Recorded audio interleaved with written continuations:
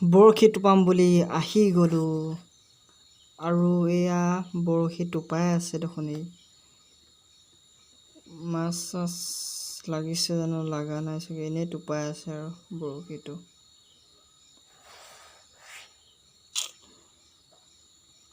আৰু এয়া পথাৰ, সেউজীয়া পথাৰ চাই ইমান ধুনীয়া লাগিছে পথাৰবোৰ। এতিয়া যে পথাৰবোৰ দেখি বৰ ধুনীয়া লাগে, সেউজীয়া হৈ থাকে চাৰিওফালে, ইমান ভাল লাগে। অলপ মই এবাৰ বৰশী টোপাই লওঁ বুলি বৰশীটো লৈ ল'লোঁ তাইৰ হাতৰ পৰা। মাছ উঠে নুঠে নাজানো আৰু বৰশীটো লৈ লৈছোঁ। মাছ উঠা নুঠাৰ পিছৰ কথা, বৰশীত টোপাই আছোঁ, চাই থাকক। মাছ চাছ নাই, এনেই টোপাই আছোঁ আৰু নুঠিবই চাগে নেকি। টোপাবলৈ আহিছিলোঁ কিন্তু মাছ এটা নেলাগিলে। এই তাই টোপাই আছে, মাছ পায় নাপায় চাই লওঁ, পালে মানে আপোনালোককো দেখাম, যদি নেপালে নাই আৰু উপায় নাই। এইয়া টোপাই আছে পূৰা, মাছটো লাগিলে দেখাম আৰু নেলাগিলে নাই আৰু এয়া শিপিনীয়ে তাঁত বৈ আছে পূৰা। সেয়া পূৰা গামোচা লগাই আছে মানুহটোৰ হাতত দিবলৈ। ফুল চুল নাই চাগে এখনত, বঢ়িয়া হৈছে। এয়া চাওক, বৰটেঙা খাবলৈ হৈ গ'ল, অলপ পকিলে আমাৰ ঘৰৰ বৰটেঙা। এইটো পকিছে আৰু অলপ অলপ তেনে, বেছিকৈ লগা নাই এজোপা। এইয়া কেইটামান লাগি আছে ওপৰত, এইফালে আছে তললৈ, পকিছে আৰু খাব হ'ব।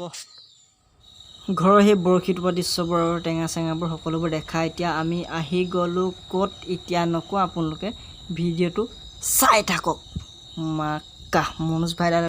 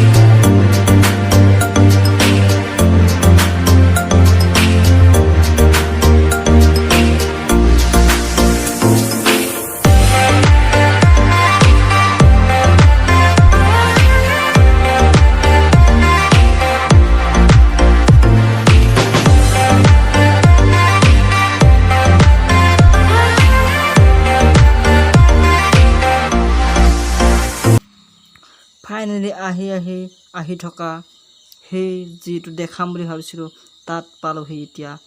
এয়া হৈছে হাৰহি উচ্চতৰ মাধ্যমিক বিদ্যালয়। এইখনেই আপোনালোকক দেখাম বুলি মই আজি লৈ আহিছিলোঁ। আৰু এতিয়া বেছি টাইম নকৰি আমিও ঘৰলৈ উভতো বুলি ভাবিছোঁ, কাৰণ বেছি টাইম কৰিলে আমাৰো দেৰি হৈ যাব পাৰে। তাৰ বাবে এয়া আপোনালোকক অলপ দেখায় আমি এতিয়া ঘৰলৈ বুলি উভতাৰ আগতে গেটখন মাৰি থৈ যাওঁ, নহ'লেতো জানেই গৰু ছাগলী সোমাই যায়।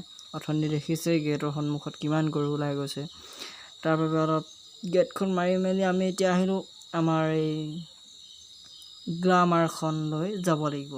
তেনেহ'লে বাই বাই, টাটা, নেক্সট ভিডিঅ'ত লগ পাম। জয় অসম।